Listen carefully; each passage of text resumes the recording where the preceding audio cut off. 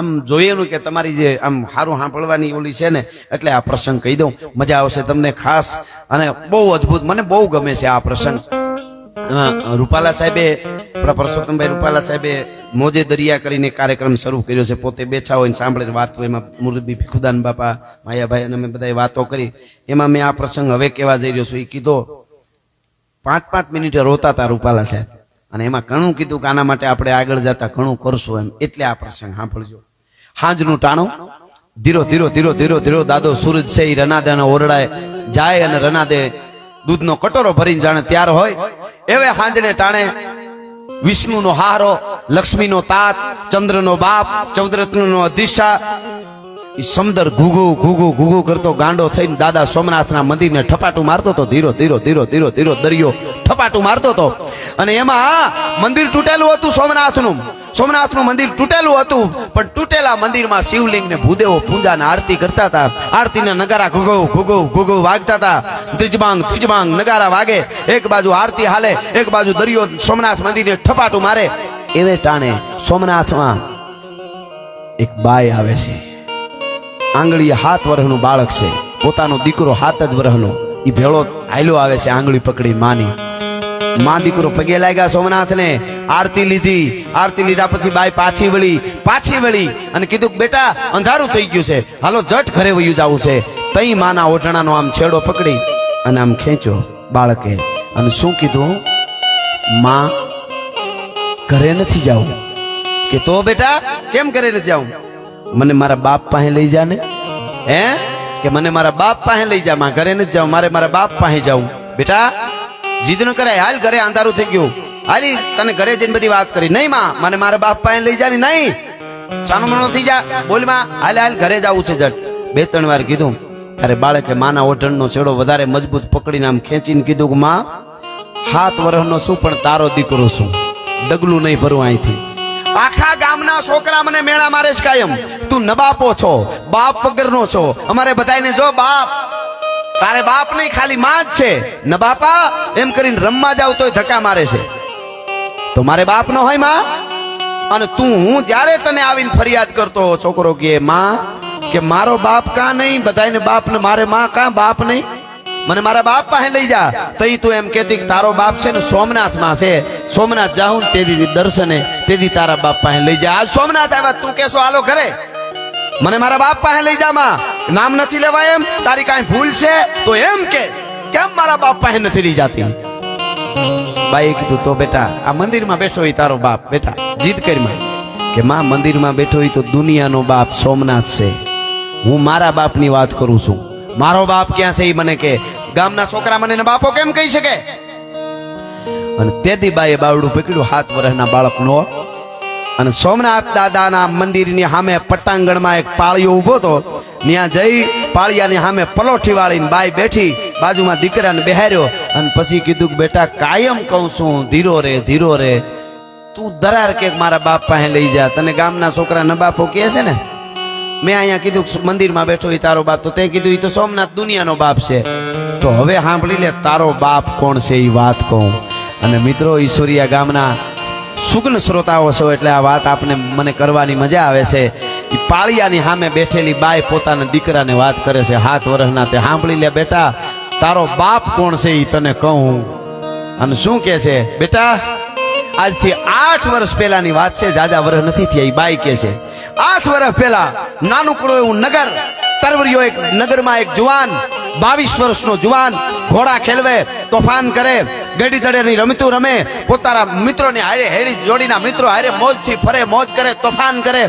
લાલ ટહેરું ગાલમાંથી પડે, ઝીણી ઝીણી મૂછડિયું પણ વાય ફરકે મૂછડિયું. અને રયણ જબુકે દંત જોઈ લ્યો પટોળા વાળ્યું. આ તો લોબડિયાળીનો કંથ ભાઈ, આવો તરવરિયો ફાટી પ્યાલાનો જુવાન. ઈ જુવાન ઘોડા ખેલવે. બાઈ વાત કરે છે ઓલા બાળકને, ઘોડા ખેલવે અને ગેડી દડેની રમત રમવા જાય. એ રમત રમી અને જુવાન બપોરે ઘરે આવે છે. પણ બપોર નમી ગયા છે. બપોર નમ્યા પછી ઘેરે આવ્યો, જમવાનું બપોરનું બાકી રહી ગયું, રોંઢો થયો. એ રોંઢાને ટાણે ઘેરે આવીને મીંડો રાયડું નાખવા. ભાભી માં શું કરો? હા દેવરજી કે મને ખાવા આપો, જલ્દી કરો, બહુ ભૂખ લાગી, આજ રમવામાં મોડું થઈ ગયું. હા દેવરજી બેસો, આપું છું. બેહી ગયો. ભાભી માં જટ આપો, જલ્દી કરો. કે આપું છું દેવરજી. એટલી બધી ઉતાવળ નહીં, જટ કરો, ખબર પડે કે નહીં. હું આવતા તૈયાર હોવું જોઈએ મારી થાળી. કે પણ તૈયાર જ હું આપું તો કે નહીં, હું બેહું ને હારો થાળી આવી જાય. ભાભીમાં તમને ખબર પડે કે નહીં, મને ભૂખ લાગી હોય. આવો તોફાની પોતાના મોટા ભાઈને ઘરેથી ભાભીમાં એને કે મને ભૂખ લાગે એટલે મને જરાય નો હાલે જરીકે. બહુ જયારે ઉતાવળ કરવા માંડ્યો ને ત્યારે ભાભીમાં જોજો, આ દેશમાં ધર્મ ધ્રુજો છે ત્યાં ભારતની શક્તિ આગળ આવી અને રસ્તા બતાવ્યા છે. માવડીઓની બહુ જરૂર છે યુવાનોને જગાડવા માટે. યુવા ધનને જગાડશે નારી શક્તિ તરીકે એ ધારે કરી શકે, એને સારું જ્ઞાન આપી શકે. માં છે ને જન્મ માં આપે. આને શું કીધું ભાભીમાં બહુ કર્યું ને, બહુ ઉતાવળ કરવા માંડ્યો ને, મને જમવાનું દઈ દેવું, મોડું થાય મને પોહાય નહીં, તમને ખબર ન પડે. તઈ વિવેક દઈને બોલી, હો નારી શક્તિ. શું કીધું? ઓ હો મારા દેવરજીને આજ એટલી બધી ઉતાવળ, મને એમ લાગે છે બપોરા કરી રોટલો ખાઈ ભોજન કરીને સીધો સોમનાથની સખાઈતે જવાનો લાગે મારો દેર, એવું લાગે મને આજ. જુવાન શું કે ભાભીમાં સોમનાથની સખાઈતે કેમ જવું પડે, શું કામ જવું પડે? દેવરજી તમને ખબર નથી? ના મને કાંઈ ખબર નથી ભાભીમાં. કે તો સાંભળી લ્યો દેવરજી, તમને ક્યાંથી ખબર હોય? તોફાન કરવા, શિકાર કરવા, ઘોડા ખેલવવા, ઘોડા દોડવવા અને ભાભીમાને આવી અને ખીજાવું અને રોટલા બગાડવા. તોફાન કરવા, ઘોડા ખેલવવા, શિકાર કરવા, ભાભીમાને ખીજવવા ઈ વાંધો નતો, પણ રોટલા બગાડવા કીધું. ઘડીક પેલા 22 વર્ષના યુવાનના મુખ ઉપર બાલિશતા હતી, એ પ્રકૃતિનો મરોડ બદલાઈ ગયો અને કીધું, ભાભીમાં મારી માં નથી ને, તું પરણીને આવી તે તને માં માનું છું. ભાભી કયો કે ભોજાઈ કયો કે માં કયો, મોટા ભાઈના ઘરેથી એટલે એ માં જ કહેવાય. ભલે મારી 22 વર્ષની ઉંમર, પણ તારી પાસે માં આવું છું ને ભાભીમાં, તઈ હું બાળક જેવો મને હું અહેસાસ કરું છું કે મારી માં છે મારી ભાભી, એટલે મને લાડ કરવાનો હક છે, એટલે તારી પાસે માં ભાભીમાં લાડ કરું છું તમારી પાસે. પણ તમે એમ કહેતા હો રોટલા બગાડવાનું તોફાન કરું છું, હું રોટલા બગાડું છું, તો ભાભીમાં હવે મને સમજાવો, સોમનાથથી સખાઈતે શું કામ જવું પડે એવું છે? કે દેવરજી તો સાંભળી લે, આફ્રિકાના જંગલમાંથી નીકળેલો ડેકારી નામનો અજગર શિકારને ભરડામાં લે એમ ભારત વર્ષના સનાતનને ભરડામાં લેતો મંદિરો તોડતા યવનોના ટોળા ઉતર્યા છે. આ નહીં આ તિથિએ દાદા સોમનાથને જફરખા તોડવાનો છે. મને એમ તોડી નાખશે, હતું નતું કરી નાખશે. મને એમ થયું કે મારા દેવરને જુવાન થયો છે તો કદાચ એને રોકવા માટે જવું હોય ને, એટલે મેં કીધું દેવરજી માફ કરજો, દુઃખ નો લગાડતા. એવું છે ભાભીમાં સોમનાથ મંદિરને તોડવા આવે છે? કે હા.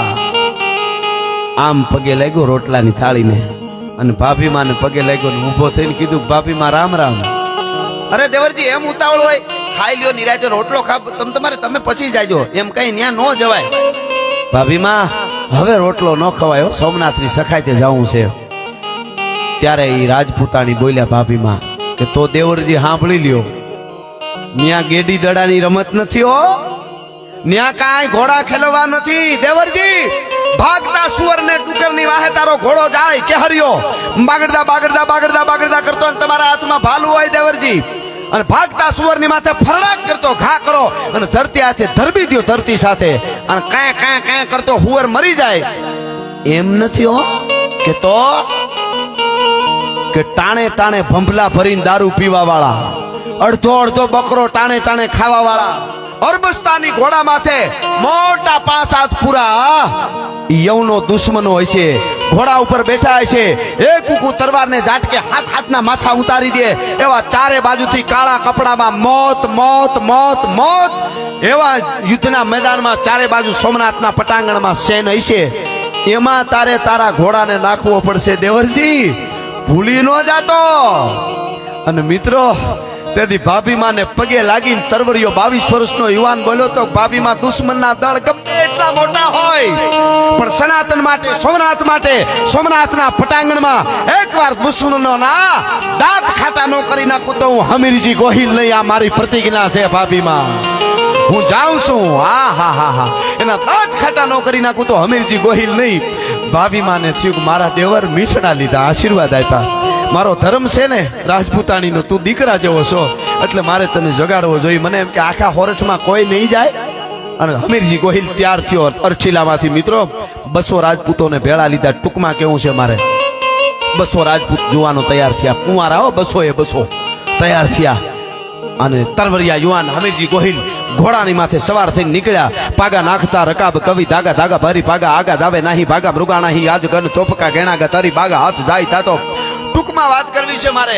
અમારા માણસુરભાઈ ગઢવી એમના ખાસ મિત્ર હતા હમીરજી ગોહિલના. ભાઈમાં થોડું મન દુઃખ થયું ને હમીરજી ગોહિલ મારવાડ વહી ગયા. ત્યાંથી પાછા મનાવીને અમારા માણહુર ગઢવી લઈ આવેલા. એને કીધું હમીરજી ગોહિલે અને માણહુર ગઢવી નીકળ્યા. શું કામ એ ગામો ગામ કેવા ત્યાંથી કે હમીરજી ગોહિલ 200 રાજપૂતો સાથે સોમનાથની સખાતીએ જાય છે. કોઈને આવવું હોય મરવા માટે દાદા માટે તો આપ જઈ શકો છો. અને બધાય ગામમાંથી 18 વરણ સોમનાથની સખાતે આવ્યા તેવો ઇતિહાસ કહે છે. પણ કેટલા? કોક ગામમાંથી 1, કોકમાંથી 2, કોકમાંથી 3, કોકમાંથી કોઈ નહીં. બધા થઈને 1000 ની આસપાસ, 18 વરણ થઈને 1000 ની આસપાસ કે 800 ની આસપાસ દલિત થી દરબાર સુધી કોઈ બાકી નહોતો એવો ઇતિહાસ કહે છે. પણ થોડા આવ્યા હતા બધા. અહીંયા 200 રાજપૂતોને લઈ ટૂંકમાં વાત કરી દઉં. હમીરજી ગોહિલ નીકળ્યા ગાંડી ગીરમાં. રાત રોકાણા. વચ્ચે રાત પડે ને, જાતી વખતે ઘોડા લઈ જતા હોય.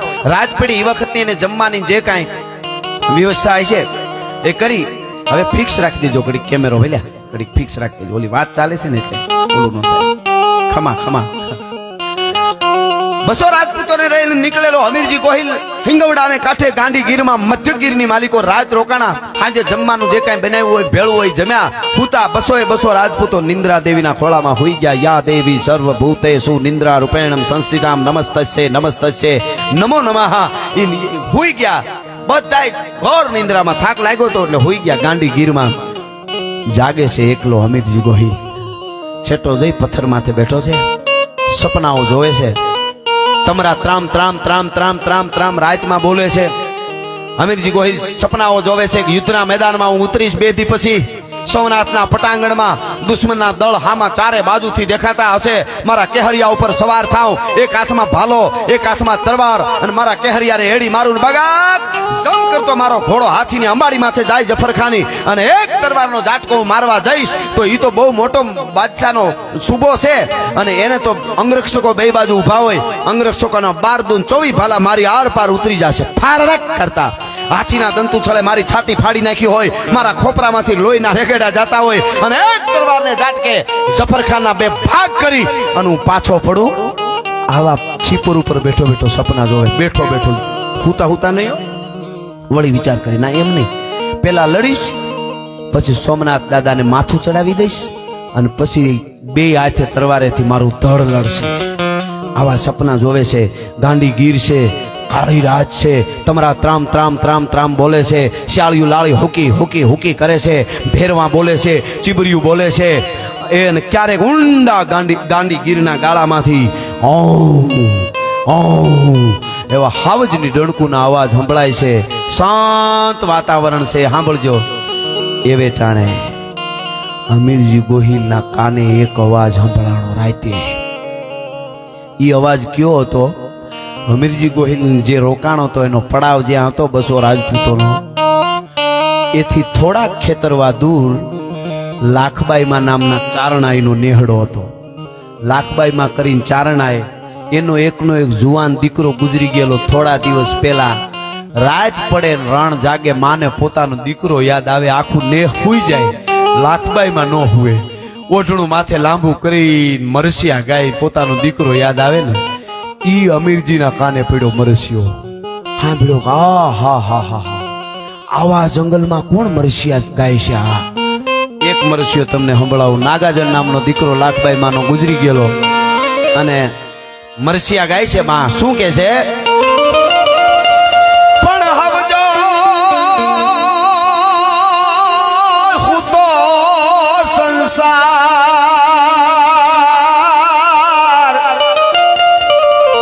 પણ હાયર ના જળ કોઈ દી હુએ જ નહીં. માં ગાય છે.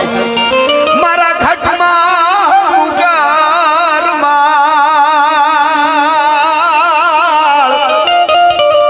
આજ નાખીને હાલો ના ગાજણો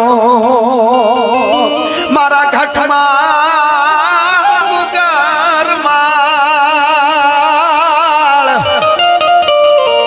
રાખીને હાલ્યો નાગાજણો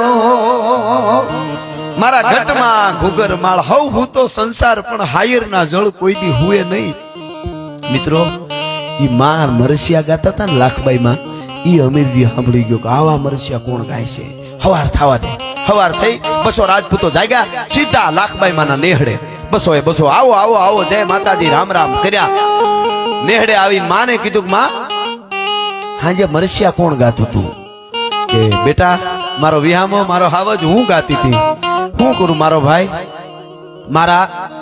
મારો દીકરો ગુજરી ગયો નાગાજણ જુવાન દીકરો મારો ગુજરી ગયો હું માં છું ને રાત પડે મને ક્યાંય હક ન થાય એટલે પછી હું મરસિયા ગાઉં બેટા તમને કઈ તમે ક્યાં હારે કામે જાવ છો તમને અપશકન થયા હોય તો મને માફ કરજો પણ મને મારો દીકરો યાદ આવે ને એટલે હું મરસિયા ગાતી હતી ને અમીરજીએ કીધું કે માં ચારણાઈના શબ્દો કોઈ દી અપશકન ન હોઈ શકે હું રાજી થાઉં છું પણ માં તમારી પાસે એક વસ્તુ માંગવા આવ્યો છું માંગણી કરું છું કે બેટા માંગણી શું છે કે તમે હાજે જે તમારા દીકરો ગુજરી ગયો એના મરસિયા ગાતા હતા એવા મરસિયા મારા ગાઈશો હે એવા મરસિયા મારા ગાઈશો અરે મારો બાપ મારો વિહામો મારો દીકરો આવો કૂણો ફૂલ જેવો જુવાન દીકરો હજી તો તારી જુવાની તને જુવાની થતી આવે છે અને તું આવી વાત કરે મરસિયા એટલે હું તને ખબર પડે બેટા મરસિયા તો મરી ગયા હોય ના ગવાય મને નરકમાં જગ્યા ન મળે તારા મરસિયા ગાઉં તો બેટા તું હું કેમ આવું બોલે છે તારા મરસિયા ગવાય મિત્રો તે 22 વર્ષનો અમીરજી ગોહિલ માની સામે એમ બોલ્યો કે માં આ ખોખું ઊભું ને તમારી સામે એ મરી ગયેલું છે 2 દી પછી સોમનાથ ને માથું ચડાવી દેવાનું છે એટલે કહું છું આને મારા મરસિયા તમે ગાવા માટે આવશો યુદ્ધ મેદાનમાં ઓહો હો સોમનાથ ની સકાયતે જ આવશો કે હા લાખબાઈ માં એમ ન પૂછ્યું કે તારા લગ્ન થયા કે નહીં એમ ન પૂછ્યું એમ કીધું બેટા તને ઘેરે કોઈ રોક્યો નહીં માં રોકે એવું કોઈ છે નહીં હજી ઓહો કુંવારો છો કે હા રૂપાલા સાહેબે મને કીધું ભૂત મામા કે ચારણ આઈ લાખબાઈ માં એક ચારણની ડોહી તરીકે દીકરાના વિયોગમાં રોવા વાળી ચારણની ડોસી ઘડીક પેલા હતી સાંસારિક એક ચારણની ડોસી અમીરજીની આટલી વાત સાંભળી અને બ્રહ્માંડ ભાડોદરી બની ગઈ ને અસ્તિત્વનું કામ સંભાળી લીધું આખું જોઈજો તમે હો લાખબાઈ માં શું કીધું તો અમીરજી કુંવારા કમળ પૂંજા નો ચડાવાય તારા લગ્ન કરવા જોઈએ અરે માં આ મડા અરે કોણ ફેરા ફરે આ મડા અરે કોણ ફેરા ફરે 2 દી પછી ખબર જ છે મરી જવાનું છે બેટા મડા અરે ફરવા વાળી દીકરીઓ જે આ ધરતીમાં જીવે છે એ ચિંતા તારે નથી કરવાની એ મારે કામ કરવાનું છે કે માં તો તમે કયો એમ અમીરજીને કીધું કે અહીંયા રહેજો 200 રાજપૂતો બાજુમાં વેગડા ભીલ રહે છે આખી ગીરમાં વેગડા ભીલનું રાજ હતું હું ત્યાં જાઉં છું મારા માણસો બોલાવા આવે એટલે 200 જટ આવી જાજો આજના જ લગ્ન કરવાના છે તમારા જટ આવી જાજો તરત જ હું જાઉં છું માં વેરડું જોડીને આવ્યા વેગડા ભીલ ને ત્યાં વેગડો ભીલ રાજી થઈ ગયો ઓહો લાખબાઈ માં મારું આંગણું પાવન કર્યું લાખબાઈ માં એ કીધું કે આજે એક વેણ લઈને આવી છું કે માં કયો તો માથું આપી દઉં કે માથું તારું માં નરવું રાખે તારી દીકરી રાજલ નું માગું લઈને આવી માં એ તો બહુ સારી વાત એ તો મીઠી વાત માં એમાં ક્યાંક બીજું કાંઈ છે કે પણ હા ભલે વેગડા અમીરજી ગોહિલ સોમનાથ ની સકાયતે નીકળ્યો છે મરવા માટે આજની રાત રોકા હે આજે લગન એક રાત તમારી દીકરીનો ને અમીરજી ગોહિલ નો સંસાર કાલે સોમનાથ માટે નીકળી જાય ને કપાઈ જાય પછી છતાંય એને તારી દીકરી રાજલ પરણાવવાની છે મિત્રો હકીકત વાત એવી હતી વેગડા ભીલની દીકરી રાજલ હકીકતમાં જેઠવા રાજપૂતોની દીકરી હતી જેઠવા રાજપૂતો તુલસી શ્યામની યાત્રાએ આવેલા અને રાજપૂતોને ભીલોને યુદ્ધ થયું ભીલો રાજપૂતો બધા કપાઈ ગયા રાજપૂતાણી હારે હતા એ સતી થઈ ગયા બચી એક 5 વર્ષની રાજલ દીકરી એનું બાવડું ચાલીને મરતા જેઠવા રાજપૂતે બાપે દુશ્મન વેગડા ભીલના હાથમાં બાવડું દઈને કીધું તું કે આજથી તારી દીકરી આને સારું ઠેકાણું જોઈને પરણાવી દેજો ભલા માણસ વિચાર કરજો મારી આ બેઠેલા ને ઈશ્વરિયા ગામમાં બેઠેલા ને કેવું છે ઈ તેથી દુશ્મનના હાથમાં દીકરીઓના બાવડા જાલીને દેતા હતા તો એની ઇજ્જત સલામત હતી આજે સોસાયટીમાં સલામત નથી ને એટલે આવી વાર્તાઓ માંડવી પડે છે ભલા માણસ આ વાત છે ઈ રાજલ આજે 18 વર્ષની થઈ હતી લાખબાઈ માં કીધું કે તારી રાજલ પરણાવવાની છે અમીરજી ગોહિલને પણ વેગડે ભીલે સપનામાં વિચાર્યું નહોતું કે મારી આ હગી દીકરી નથી. એટલી વાલી હતી, એટલા લાડથી મોટી કરી હતી. એને બહુ વાલી હતી. એને કીધું, માં મારી રાજલ લાડકી દીકરી, મારો કાળજાનો કટકો, હું પરણાવીશ અમીરજી હારે, પણ જરાક મારી દીકરીને પૂછું તો, પૂછી લઉં તો. એક જ રાતનો સંસાર છે, પૂછી લઉં તો. કે પૂછી લે. લાખભાઈ મેં કીધું પૂછી લે. ઈ ગાંડીગીરના હાગડાના ટાપણના ભીતુના જે ભીતું હોય મામા, એમાં ગાયર કરતી હતી 18 વર્ષની રાજલ, વેગડા ભીલની દીકરી. મૂળ જેઠવા રાજપૂતની, પણ હવે વેગડા ભીલની દીકરી. પાલક પિતા હતો ને, એ આમ ગાયરું કરતી હતી. વાહે આવી અને અવાજ કર્યો, બેટા રાજલ. કે હા બાપુ. ગાયર કરવાનું ચાલુ છે. હા બાપુ, તારા લગ્ન કરવાના છે. હાથ ચાલુ રહ્યો ગાયર કરવાનો, પણ હરમમાં છે જ નીચે જોઈ ગઈ. કીધું, બાપુ મને પૂછો કા?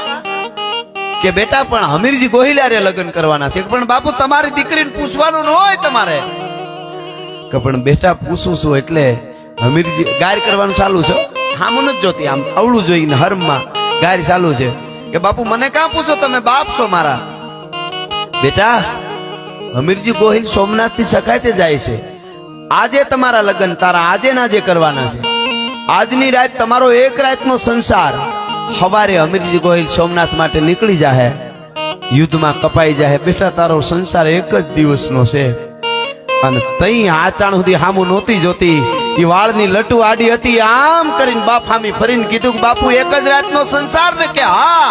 કે સૈયર પેરું ચૂડલો ઝીણરી અખિયા લાલ, પછી ઘડી પર રહું સુહાગણી, તોય મારું આખું આખું. આ તો એક રાત, પણ ઘડી ભર માટે કદાચ મારે રહેવાનું હોય ને એમની સાથે, તોય ઘણું છે. આ કાયાને તો કઈ પડતા વાર નથી લાગવાની. ટૂંકમાં વાત કરી દઉં, ઈની દિવસે અમીરજી ગોહિલ એના અને રાજલના લગ્ન થયા. એની સાથે ભૂપત મામા 200 રાજપૂતો ભીલની કન્યાઓને પરણ્યા. ભીલની કન્યાઓને 200 રાજપૂતો.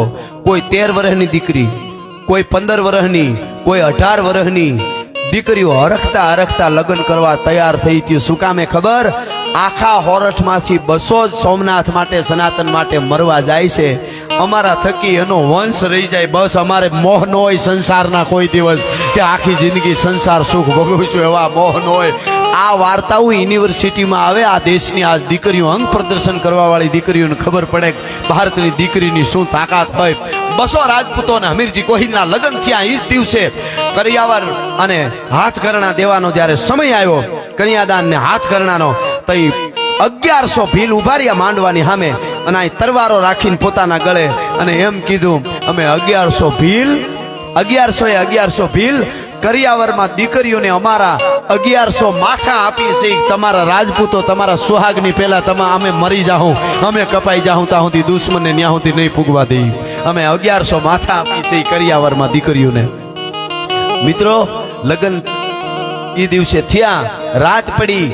200 રાજપૂતો, 200 ભીલ કન્યાઓ, વ્યવસ્થા છે. એક રાતનો સંસાર અમીરજી ગોહિલ અને રાજલનો, 200 રાજપૂતો અને ભીલ કન્યાઓનો. એક રાત વીતી, સવાર થઈ, સૂરજ ઉગ્યો. છેલ્લા રામ રામ જય માતાજી રાજલે અમીરજી ગોહિલ હામાં કર્યા. અમીરજી ગોહિલે રાજલ હામાં જય માતાજી કર્યા. ભીલ કન્યાઓ બધી હતી અને રાજપૂતોને રામ રામ, છેલ્લા રામ રામ કર્યા. અને ઊભી ઊભી જોતી હતી બધી દીકરીઓ, અને ધીરા ધીરા નીકળ્યા. ઈ તેદી એમ કહેતી છે ભારત વર્ષની દીકરીઓ, કા મરીજો કા મારીજો, પીઠ દેજો માં લગાર, નકર મારી શૈરું મેણા મારી છે. આ તો કાયર કેરી નાર, કા મરીજો કા મારીજો, અને પીઠ દેજો માં લગાર. નીકળી ગયા. મિત્રો, રસ્તામાં બીજી રાત રોકાણા. થોડાક નજીક આવી અને બીજી રાત ગઈ.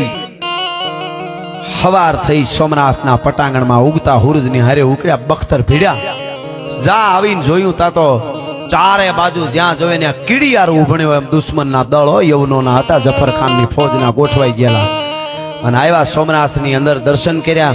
દર્શન કરી અને 200 રાજપૂતો માણહુર ગઢવી નીકળ્યા હતા. એના પારવા જે કોઈ આવ્યા હતા, ઈ ન્યાન્યા સ્થાનિક હતા એ ભૂદેવો તૈયાર થયા, બધાય રાજપૂતો તૈયાર થયા, 1100 ભીલ તૈયાર થયા, બખ્તરો ભીડાણા, અને જેને કહેવાય ધીરે ધીરે ભુજાઓ ફરકવા, ફરકાંત ભુજ થરકાંત આંગ હુર રોમ રોમ ઉલટે ઉમંગ, ભુજાઓ ફરકવા મંડાણી. સોમનાથના દરવાજા ગઢના બંધ થયા, મંદિર તો અંદર, બાર ગઢના દરવાજા હોય, દરવાજા બંધ થયા. એક બાજુનો દરવાજો હમીરજી ગોહિલે સંભાળ્યો, એક બાજુનો દરવાજો વેગડા ભીલે સંભાળ્યો, અને બધાય તૈયાર થઈ ગયા. અડધી સેના આપણી અંદર, અડધી બહાર, અને બાટકો બોલ્યો મહાદેવ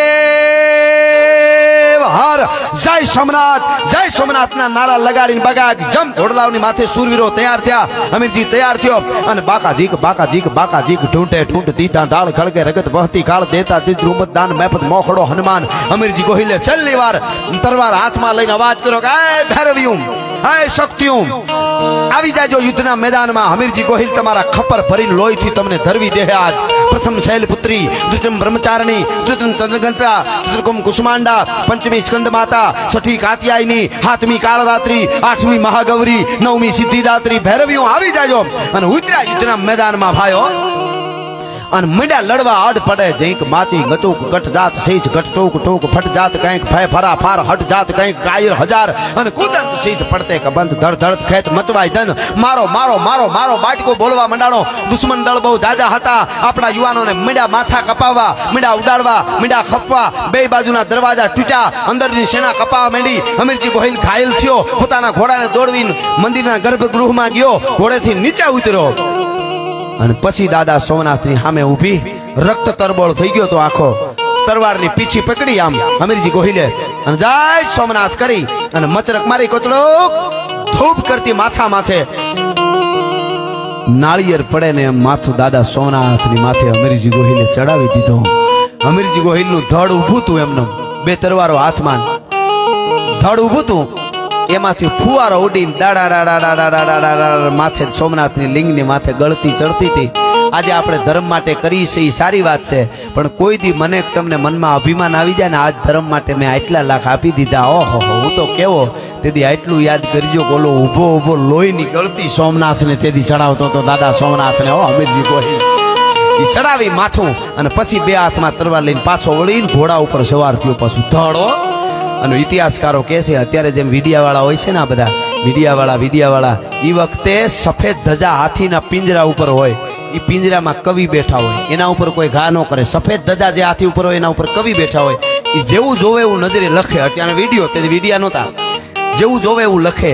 નજરે જોનારા લખે છે કે હમીરજી ગોહિલ પછી ગાંડો તુરસિંહ જે લીડો ભીલો, ને હમીરજી ગોહિલ દુશ્મન દળ બહુ જાદુ હતું. એક બાજુથી ઘૂસી ગયા ઘણ ને સીણા એ વખતના લઈને તોડા એટલું મંદિરને તોડવા માંડાણા. આ બાજુ હાંજ સુધી યુદ્ધ રહ્યું, આ બાજુ તૂટે એટલું મંદિર તૂટ્યું. છેલ્લે દુશ્મન દળને ભાગવું પડ્યું. હમીરજીનું માથું કપાણા પછી દુશ્મનો ગાંડા તૂર થઈને હમીરજી ગોહિલ વાળ હુડે એમ દુશ્મનોને હોડવા માંડાણા. ભીલો ને હમીરજી ગોહિલ ને રાજપૂતો જેટલા આવ્યા હતા એ બધાય ભૂદેવો. હવામાન જનોય તોડાય, હવામાન વજન થાય જનોય, એટલા તો બ્રાહ્મણો કપાણા હતા. અને ટૂંકમાં હાંજ પડી, ખોપો પડી ગયો. હાથી વગરની હોંટ્યું વગરના હાથી, દળ વગરના માથા, માથા વગરના દળને ઢૂંઢા ઢૂંઢ મારો મારો મારો મારો. લોહીની ખમદાણું થઈ આથમતા સૂર્યમાં આપણી બધી સેના ધીરે ધીરે ધીરે ધીરે ધરતીમાંથી ઢળવા માંડાણી. દુશ્મન દળ ભાગો ભાગો કરીને ભાગી ગયા. કંઈક મંદિર તૂટ્યું, આપણા બધાય કપાઈ ગયા. છેલ્લે હમીરજી ગોહિલ આથમતા સૂર્યને આયરો આયર ધીરો ધીરો ધીરો ઢળી પડ્યો. મિત્રો, તેથી દાદા સોમનાથના સાનિધ્યમાં, સોમનાથની સખાતે, દરિયા સમંદરને કાંઠે, સોમનાથના પટાંગણમાં તાળીઓ પાડવા વાળા 2000 કિન્નરો પણ કપાઈ ગયા હતા. આમાં ભલા માણસ સનાતન માટે આ સનાતનની તાકાત છે. 2000 કિન્નરો કપાઈ ગયા હતા. તાળીઓ પાડવા વાળા જેને આપણે કહીએ છીએ ને, એ પણ કપાઈ ગયા હતા. 1100 ભીલ, 200 રાજપૂતો, 18 વણમાંથી થોડા થોડા આવ્યા હતા. એ બધા બ્રાહ્મણો કપાણા. છેલ્લે હમીરજી ગોહિલનું ધડ પડ્યું. લાખબાઈમાં છેટે બેઠા બેઠા હમીરજી ગોહિલના મરસિયા ગાતા હતા. ઇતિહાસ એમ કહે છે, હમીરજી ગોહિલનું મસ્તક પડ્યું ને હમીરજી ગોહિલનું શાંત શરીર થયું, દી આથમો ને મરસિયા ગાતા ગાતા લાખબાઈમાં એ ખોળિયામાંથી પ્રાણ છોડી દીધા હતા. તેથી સોમનાથના પટાંગણમાં મિત્રો પ્રાણ છોડ્યા હતા. જે સનાતન માટે આવા આવા બલિદાન દેવાના છે. હવે સાંભળજો, 7 વર્ષના દીકરાને આંગળીએ લઈને આવેલી બાઈ પાળિયાના સામે બેઠી આ વાર્તા કરે છે. ઈ બાઈ એમ કહે છે કે બેટા, હું તને કહું છું સોમનાથમાં બેઠો એ તારો બાપ, તો તું કહેશો ને કે એ તો દુનિયાનો બાપ છે, તો આખા ગામના છોકરા તને કહે કે તું બાપ વગરનો નબાપો છો, તારો બાપ કોણ છે તેદી એને કહી દેજે કે દુનિયાના બાપને જરૂર પડીને તેદી માથું દીધું તું આ હમીરજી ગોહિલ તારો બાપ છે ભલા માણસ. દુનિયાના બાપને જરૂર પડી તેથી માથું દીધું તું બેટા હમીરજી ગોહિલા પાળિયો બેઠો ની તારો બાપ છે. અને એક રાતનો સંસાર ભોગવવા વાળી રાજલ તારી માં પોતે હું છું. લાખબાઈમાં ચારણાઈના વેણ ઉપર મને વિશ્વાસ હતો કે વંશ રાખવાનો છે એટલે હું સતી ન થઈ, તું મારા ઉદરમાં આવી ગયો તો. એટલે આજ પછી કોઈ તને કે ને કે નબાપો તું બાપ વગરનો છો, એને કહી દેજે કે હમીરજી ગોહિલ મારો બાપ છે ભલા માણસ.